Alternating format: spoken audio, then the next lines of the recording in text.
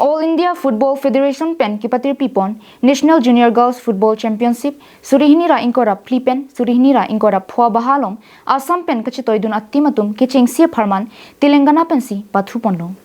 Bangsolong Assam Junior Girls Football timatum kithek muchorajo Telangana timaphan 3-2 pen kachepahai ponlo National Junior Girls Football Championship surihini ra inkora plipen surihini ra inkora pho Belgom Karnataka long kipado ponalong Assam State pen kachitoiduna timatum patum yapor kicheng siapong pathu ponlo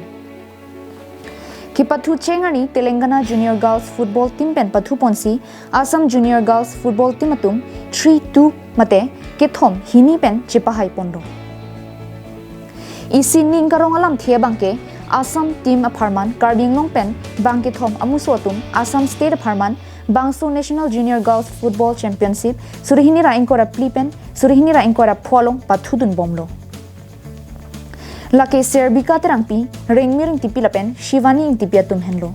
Lancho takali Assam Junior Girls Football team captain tame Serbika terangpi pensi japonlo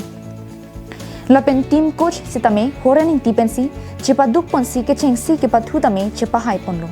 Lapenon puthot pai chikloni phai ke thomani Punjab State pensi puthot pathu ponthu popusi birtanang pali News report long sudarangti Karbing long live